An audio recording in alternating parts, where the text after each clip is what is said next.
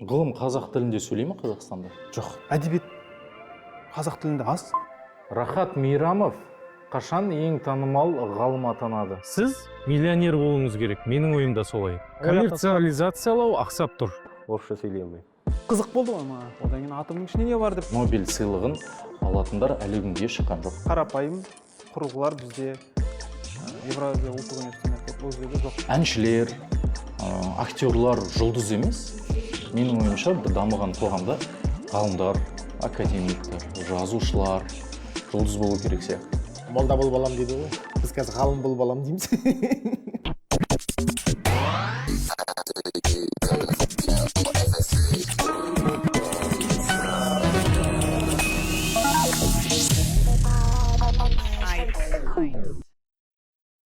Қазақстандағы ғылымның дамуына көңіліңіз тола ма? Ғылымның дамуы дегенде бұл ғылыммен айналысу да бар, ғылымға қызығушылық та бар, ғылымды монетизациялау да бар. Осының бәріне көңіліңіз тола ма? Өкінішке орай жоқ, көңілім толмайды.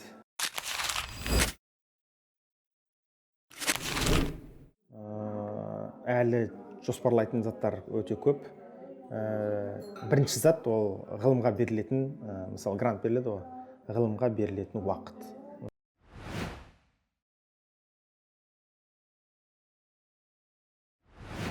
Кезінде 2020-да ма, 21-де ма президентіміз айтқан болатын. 5 жылдық жоспарлы болу керек деп. Өйткені ғылыми жоба 3 жыл өте тым аз, 5 жыл болу керек деп. 5 жыл деген ол Қытайда, мысалы Жапонияда, Кореяда, мысалы батыс елдердің бәрінде 5 жылдан береді. Екіншіден, бізде әлі коммерциализациялау, мысалы коммерциализацияға грант тапсыр дейді. Жарайды, біз тапсырамыз. Одан кейін мысалы қаржыны қояды. Қаржыны қойғаннан кейін мысалы 300 миллион алу керек болатын болса, мысалы 350 миллион дейді енді. Фонд науки дейді ғой, ғылым қоры. Сояқтан алайық деп қатысады десек, бізде бір частный партнер болу керек, оның 20%-ын төлейтінші. 350-нен 20% 70 миллион да. 70 миллион біз енді қайдан табамыз, ондай партнерді біз қайдан табамыз? Ол Қазақстан әлі жүйе, әлі көп қордаланған, кім шешеді, кім қабылдайды, әлі белгісіз. Көп заттар мысалы қарастырмаған. Мысалы сертификат бір нәрсе алайық дейтін болса, ғылым саласында коммерциализациялағаш өте қиын. Бұл заттардың бәрі бітіп орнықпаған. Әлі келмейді орнығаш. Одан кейінгі зат, мысалы грант біз тапсырдық қой. Оның тексеріс уақыты өте ұзақ. Мысалы кейбір қазір биыл алу керек гранттар қаржыларын мысалы қаңтар айында алу керек ше. Олардың грант бойынша шешімдері әлі қабылданбаған. Олар, міне егер қателеспесем, жыл сайын тамыз немесе қыркүйек айында ақшаларын алады, көрдіңіз бе? Бір жыл кетіп қалды, 9 ай кетіп қалды. Енді олар сол қалған мысалы 3 айдың ішінде әйтеуір бір нәрсе қылып ғылым жасау керек, көрдіңіз бе? 9 айда қандай тамақ жейді ғалымдар? 9 айда енді осы мәселе қиын. Ғалым деген ол шығармашылық зат қой. Сіз былай ойлану керек екен. Кейбір біздің шенеуніктер айтады, аш болу керек ғалым дегенше. Ондай мәселе жоқ қой. Ондай ешқашан ғалыммен егер сіз қарайтын болсаңыз, мысалы Байерн, Резервуорд, мысалы Паскаль дейтіндер, олар граф болған, олар бай болған, түсіңіз бе? Олар адам бай болған кезде ғана, жағдай болып тұрған кезде, ол тек қана ғылымды ғана ойланады. Егер де менде жейтін тамағым болмаса, менің ыңыздарын бәрін тастап, мен кетіп қалмау болады, көрдіңіз бе? Біздің лаборатория озық Назарбаев университетінде жартылай өткіз материалдарды дайындау,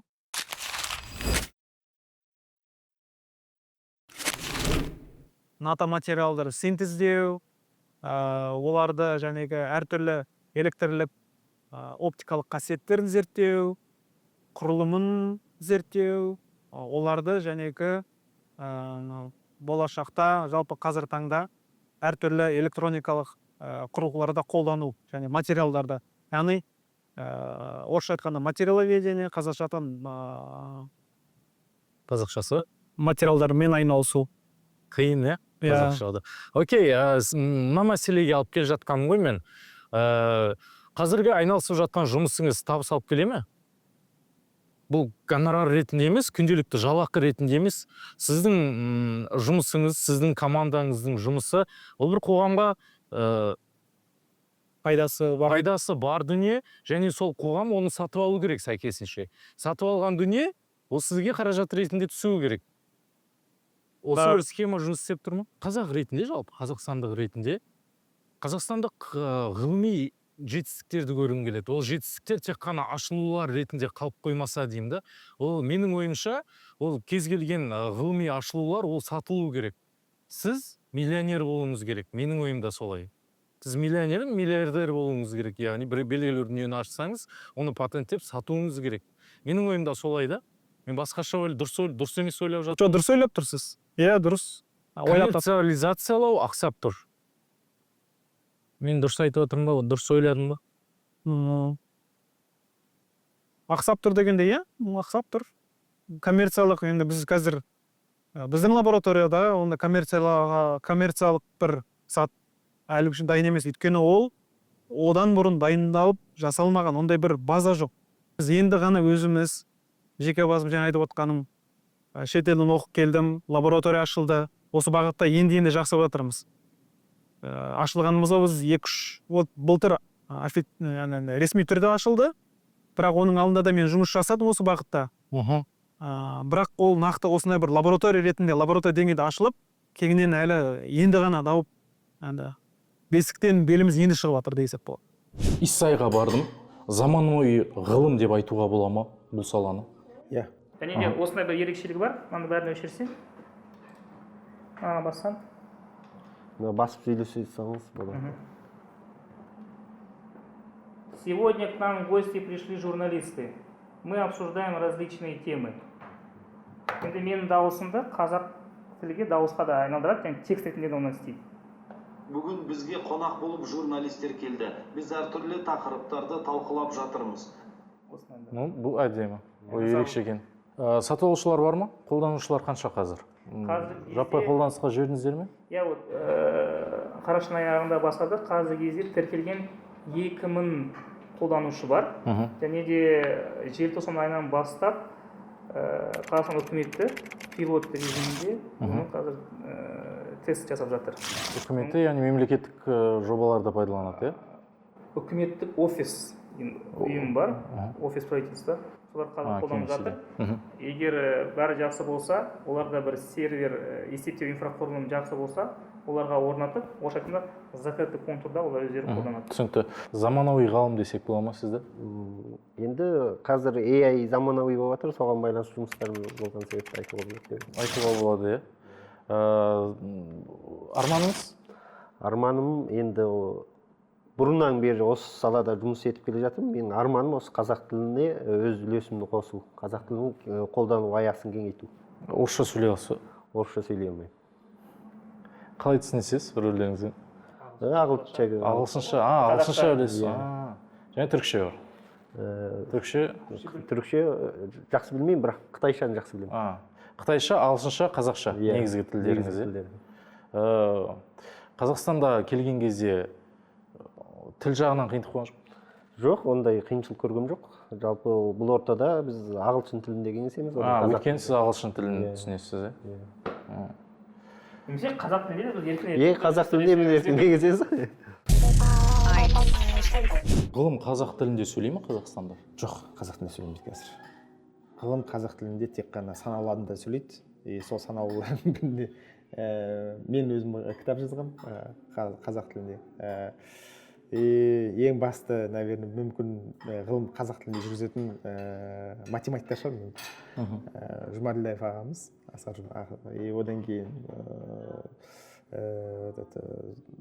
сұраған деген кісі ағамыз. Сол кісі Дұрғытқан сұраған, сол кісілер мүмкін қазақша сөйлейтін шығар. Одан басқа мен қазақша сөйлеп, қазақша жүргізетін ғылымды бар шығар, мен білмейтін шығармын. Бірақ негізгі сол медиада жүрген кісілер сол қазақша. Негізі қай тілде? Орысша және ағылшынша деп ойлаймын, дұрыс па? Сапалы ғылым ол ағылшын тілінде. Ол ағылшын тілінде, өйткені бүкіл оригинал, енді түпнұсқаның бәрі ағылшын тілінде жазылады. Сіз егерде мен көп баланы түсінемін, неге ғылымға кетпегенше, ағылшын тілін білмей ғылымға кеттім деген ол өтірік зат. Өйткені мысалы бізде көп кісілер бар ғой там орысша кітаптардың бәрі орысша, ол орыс тілінің өзі ағылшыннан аударылған ше. Егер сіз ағылшын тілінде оқитын болсаңыз және орыс тілінде немесе қазақ тілінде оқитын болсаңыз басқа түсінесіз. Ағылшын тілінде түпнұсқа жазылған ол оңай түсінесіз, түсіндіңіз бе? Ал басқа тілде тіптен қиын. Мен тіпті түсінбегенмін. Мен ағылшын тілін үйренгеннен кейін барып ғылыми кітаптар оқыдым, содан кейін барып түсіндім. Бірінші ағылшын тілін меңгеру. Өйткені түпнұсқа анау жазған кезде әйтеуір бір нәрсе қылып бітіп жүре берген. Түсінікті. Так, сіздің уақытыңыз 20 минут бар екен. Бірінші ғылыми жұмысым мен бакалавр қазақша жазғам. Одан кейін орысша жаздым, одан кейін ағылшынша жаздым. Басында қазақша жаздым, қиын болды. Өте қиын болды. Себеп? Не жоқ, қалай айтсам, әдебиет қазақ тілінде аз. Ғылыми әдебиет. Иә, теріп жазасын, иә. Орысшадағы бүкіл, мысалы, Ресей Федерациясынан алдық. Және Дубна деген қала бар Ресейде. Және не Наукаград дейді, соның жақта үлкен күшті ядролық институт. Сол жерде көп зерттеу алып шетелдің әдебиеттерінен алдым да, Қазақстаннан, ядролық физикадан. Австралияның астанасы қай қала? Австралияның астанасы Камбера. Ол келешекте біздің ойымыз мектептерде мұғалімдердің ассистент болады. Аватар деп елестеңіз, оның миы деп орысша айтқанда мозг, KZLM, яғни қазақ тілінде біз істеген үлкен тілдік модель. Ол қазақ тілінде ойлайды, анализ, сараптама жасалады және жауап бере алады. Рахат Мейрамов қашан ең танымал ғалым атанады? Мейрамов есімді ғалым туралы нақты ақпаратсыз нақты жауап беру қиын. Осыншама ізденістер берсеңіз, мен сізге көмектесуге тырысамын. Жалпы миллионер болу деген мақсат, ол яғни ең басты мақсат ақша деген сөз. Менде сондай мақсат жоқ, шын айтсам. Басты мақсат қандай сонда сізде? Маған ұнайтын жұмыспен айналысу, инновациялардың бір ойлап табудың бір бөлігі болу. Қазақстанда ғылымның романтизациялаудың барлығы министрлікке және биліктен алып келетін гранттарға тірелетін сияқты. Не себепті бізде Қазақстандағы ғылым әлемдік деңгейде сатылмайды? Не себепті Қазақстандағы ғылым инвесторларға сатылмайды, немесе Қазақстандық ғылым трансұлттық корпорациялар, басқа да бір мемлекеттік емес ұйымдарға сатылмайды? Біріншіден дұрыс сұрақ негізі, өте маңызды. Өзімді көп ойланғам. Менің енді бұл жердегі өзім жеке ойым, біздің ғылым әлі сапа төмен. Әлі біз әрине біз жасап жатырмыз. Бізде әлі жұмыс көп. Біз жасап жатырмыз, үлкен істерді шығарып жатырмыз. Бізде әлі андай өте сапалы, сондай деңгейде біз тек қана IT продукт қана ұсына аламыз. Өйткені ол дұрыс, ол нарыққа сәйкес. Өйткені Қазақстанның нарығы ол IT продуктыға керек. Өкімет бізде қойды, мысалы, сандық форматқа айналдыру. Сандық форматқа айналдыру. Ол дұрыс. Өйткені біз оны жасап жатырмыз. Бұл салада, бұл менің ойымша, бұл өкіметтің көңілі ойласын. Өкімет айтты көрдім, барлығын цифрлық форматқа айналдырсын, сандық форматқа. Қазақстан жасады, Қазақстан қазір керемет нәтиже көріп отыр. Мысалы, мен айтайын, бізде банк жүйесі, немесе документтердің бәрін, мен есімде жоқ, қашан мен соңғы рет ЕГОВқа соңға барып, мен андай заттар алып жатқанымшы. Ол керемет, көрдіңіз бе? Өйткені өкіметке ол қызық болды. Өкіметке керек болды, жасады. Түсіндіңіз бе? Ал енді басқа мысалы материалдандыру, мысалы, көлік жасау саласы, бізде бұл сала өте қалып қойды. Өйткені ең басында көңіл сандық форматқа айналдыру, цифровизация. Енді мына сала өте қиын. Егер де сіз білетін болсаңыз, Қазақстан тіпті қорап жасаудан, мысалы, сондайдан әлі қиын бізде, адам табу қиын. Сондықтан да бұл салада мен ойлаймын, сұранысқа байланысты. Сатуға байланысты. Бұл ұсынылған продукттың сапасына байланысты ма, әлде біздің сата алмауымызға байланысты ма? Бізде нарық жоқ. Мысалы, бізде PCB принтер дейді, мысалы, наоборот, телефоныңыздың ішіндегі платаны жасайтын бар ғой. Соны плата жасайды, сол электроникасын ше. Сонда егер біз машина алатын болсақ, біз алдында санағанбыз, соны кімге сата аламыз? Егер компаниялармен салыстырған кезде, біз тіпті нолға да шыға алмайды екенбіз ше, көрдіңіз бе? біз оны ақтай алмайды өз өзінше, көрдіңіз ба? Біз өмір бақи өкіметтің мойнында дотацияда отыра аламыз да. Сондықтан да әлі күнге дейін енді ол тек қана біздің ғана проблема емес. Ол тіпті Американың өзі айфондарды Қытайда жасайды. Ол бекерден бекер емес қой. Ғылымға қалай келдіңіз? 3 кезеңнен бөлем мен өзім.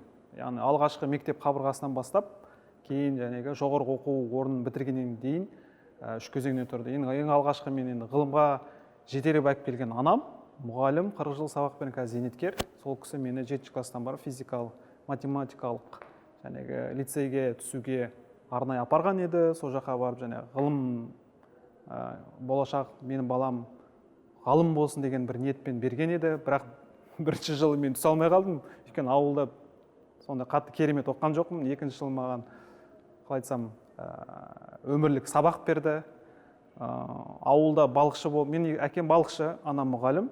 Маған айтты, сен ауылда батпақпен ойнап балықшының баласы боласың, немесе қалада жүріп қалам ұстап білімге қарай ұмтыласың деді. Оқысаң оқы, оқымасаң ауылда қаласың дегеннен кейін сонда сөз жаман әсер етті. Балықшы болғыңыз келмеді ме? Балықшы болғым келмеді ғой. 7-ші жыл жүрдім да 8-ге тапсырып түсіп, аман есен түсіп кеттім. Әктеп үктеп тапсырып дайындалып біраз жүрдім. Бірақ физика математика қатты ұнап кетті сол кезде. Физикаға дайындалдым, физика математика болғаннан кейін. Жалпы өзім физикаға андай қалай айтсам астрономияға жақын едім. Аспандарға қарап балық аулап жүрген кезде андай қалай айтсам неге жұлдыздар деген сияқты мысалы планеталар деген қызықтым астрономия, білмеймін, сондай болған. Сондай ортада өскеннен кейін менің жәнегі ішкі сезімім одан ары бүйтіп қатая түсті ғой. Физика, математика сабағына одан да жақсы мән бере бастадым. Яғни ғалым болам деген ой сол екінші кезеңде пайда болды ма дегенім ғой? Иә, сол кезде жәнегі енді интернатта оқып жүрміз, барлығымыз балалар сонда армандаймыз, бітіргеннен кейін қайда барамыз? Евразия ұлттық университетінде бізге сондай не болды, прошоларымы болды, соларды қарап біз жәнегі Астанада осындай университет бар екен, жақсы деген сонда ядролық физика деген мамандыққа қызығушылық танытты, яғни ядролық физика, атом электростанциясы, қалай айтсам болашақ энергия, жасыл энергетика деген сияқты бір нелер болып, мен физиканың ішінде ядролық физика сол мамандығын таңдаған едім. Ядролық физика, сіз өте бір жеңіл сабақ сияқты қылып айтып жатырсыз қазір. Айтудың өзі өте қиын маған. Сізге жеңіл болды ма? Қызық болды ғой маған. Неге? Атом деген не деп, оның ішінде не бар? Мысалы, атомның ар жағында электрон, атом, одан кейін атомның ішінде не бар деп қазір ғалымдар, андронный коллайдер бар. Сол кезде бізде қызық болды, дамып жатқан, ол кезден бұрыннан да дамиды атомның электростанциясы. Совет одағы кезінен бастап. Чернобыль білесіздер, оның бәрін, сонда қызық болды. Үшінші кезең? Енді мен бакалавр, магистратура, енді докторантура деген магистратура кезінде алдын ала ойлап жүрдім да. Енді мен арасын үзгім келген жоқ. Үздік енді қызықты, оқым келеді, ізденгім келеді. Аржан тағы не болады? Докторантура қалай түссем болады? Қандай? Осыны жалғастырайын ба?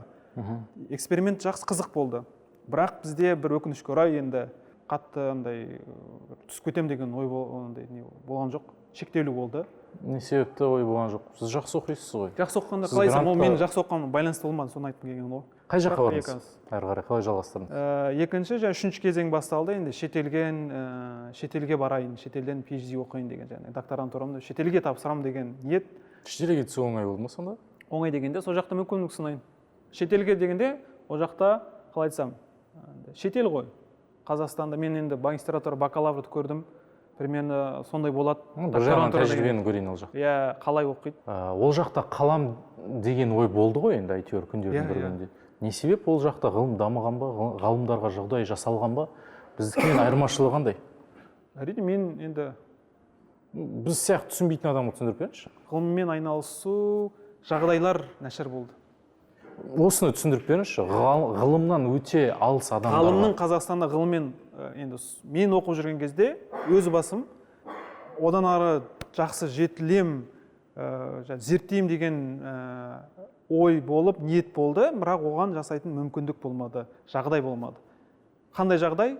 Қарапайым құрылғылар бізде Евразия ұлттық университетінде опять ол жерде жоқ болды. Енді Думнадаға барып біз мысалы кафедраға ядролық физиканы оқытады. барлығы теория жүзінде бар. Кафедрада профессоры сабақ береді. Енді ол жерде сол жылдары циклотрон деген ашылды. Ресейден университет арасында бір меморандум келіп, Қазақстанда бір не ашады, кішігірім үдеткіш тоже бір құрылғы сияқты үлкен бар.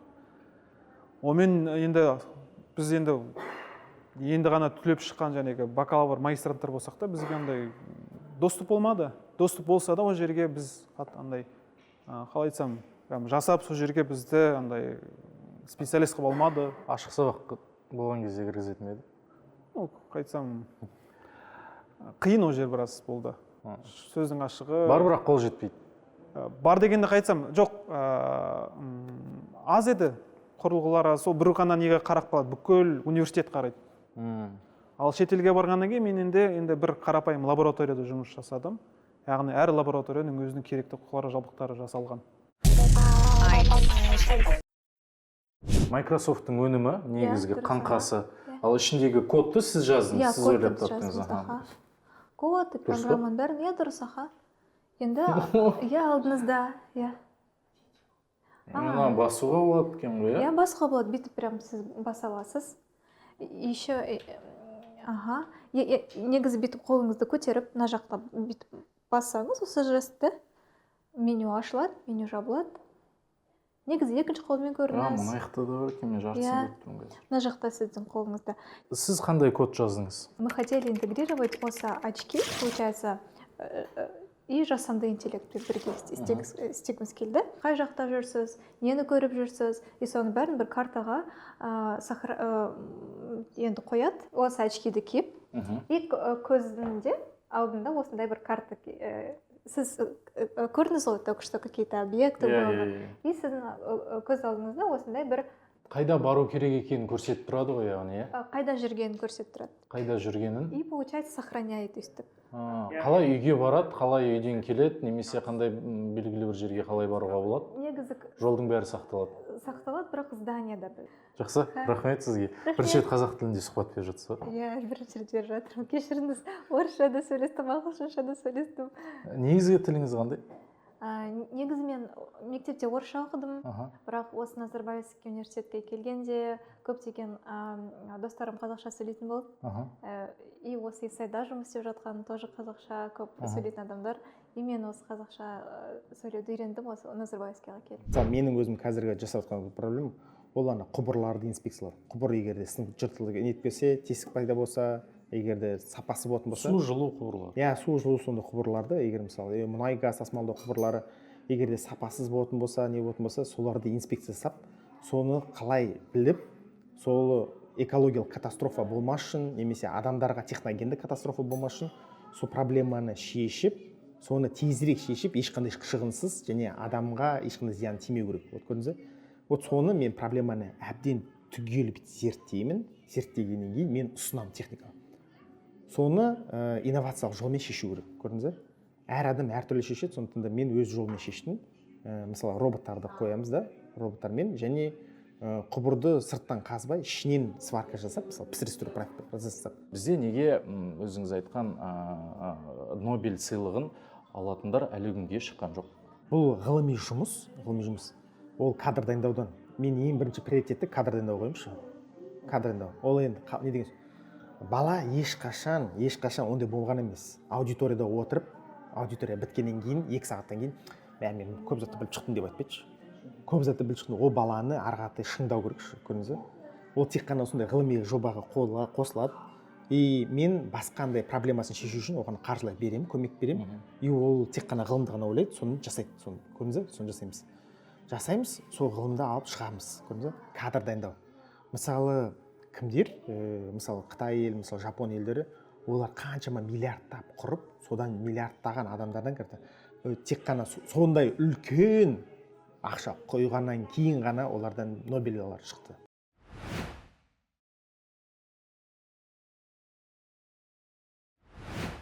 Нобель алған, Нобель сыйлығының иегерлері шықты, көрдіңіз бе? Қазақстан әлі ондайға құйылған жоқ. Бізде Қазақстанның ғылымға бөлінген ақшасы ВВП-ның, біздің ішкі өнімнің 1%-ына әлі жеткен жоқпыз. Біз әлі тіпті 0,5%-ға жеткен жоқпыз. Көрдіңіз бе? ал мысалы егер салыстыратын болсақ, мысалы Израиль, Корея сияқты олар 3%, 3-5%. Одан кейін ана сұрақ туындайды, неге олардың көліктері жақсы, неге олардың тауарлары жақсы, көрдіңіз бе? Ол ғылым тікелей. Одан кейін бізде әлі, біз қазір кезінде амандасқан кезде ассалаумағалейкум деген кезде біз айтатынбыз ғой, там молда болып аламын дейді ғой. Біз қазір ғалым болып аламын дейміз. Енді бізде жол соған келу керек. Халық оқуға келу керек. Ғылым ол жақсы. Енді үкімет айтпай қойын, мында халықшы. Халыққа спортсмендер, mesela егер мен қараңызсаңыз, егер мен кезге барып қандай атақты спортсмен білесің десең, олар маған айтып береді. Ал қандай қазақтың атақты ғалымдарын білесің десең, біреу айтпайды. Өйткені ол біздің қоғамға, ол қоғамның ол соған сұраныс қой сонда. Олар соны қалайды, олар соны көреді, нетеді. Бізде дәріптеу әлі нашар. Әлі ғылымды әлі былай шығару, мысалы. Қынжыласыз осыған байланысты. Менің ойымша, әншілер, актерлар жұлдыз емес. Менің ойымша, бір дамыған қоғамда ғалымдар, академиктер, жазушылар жұлдыз болу керек сияқты. Мысалы, кезінде Эйнштейн жұлдыз болған. Өйткені ол дамыған қоғам, Америка оны алып шықты. Керемет, ойбай, осындай. Германияда ол атақты болған. Одан кейін Стивен Хокинг, бәріміз танимыз. Оны өйткені қоғам. Оны Ұлыбритания соны алып шықты. Біздің ғалым, осындай мықты ғалым, осыны нені черный дыраны ашқан дейді ғой. Соны. Одан кейін Тайсон де Грюне, Карл Саган деген сияқты өздерінің ғалымдарын олар алып шықты. Өйткені үкіметке ол енді пропаганда дейді ғой. Соны алып ғылыми пропаганда. Мысалы, қазір бәріңіз қолыңызда флеш мемори дейді ғой, флеш карта не дерсіз? Фуджо Масоока. Жапония оны былай ұстап отыр. Көрдіңіз бе? Сондай ғалымдар. Мысалы, Йошиюки Санкай, нелерді экзоскелеттер жасаған, үлкен кісілер көмектесетін. Оны да өйстіп былай ұстап отыр, көрдіңіз бе? Сондықтан да бұл мәселе қоғамда. Қоғамды ақырын осыған алып келу керек. Бізде 50 жылда ел жаңа дейді ғой. Соны енді ойлаймын, оның алдында біз енді той деп той тастап, енді кішкене ғылымға ауысып, кішкене бизнесті, кішкене кәсіпкерлікті кішкене дамытама деген ойда. Сондықтан да бұны ақырын дәріптей берсек, келесі мен қазіргі буынға енді ойламаймын енді олар. Келесі буын бар ғой біз. Бізде келесі буын, мен ойлаймын, бізден де мықты болады депші.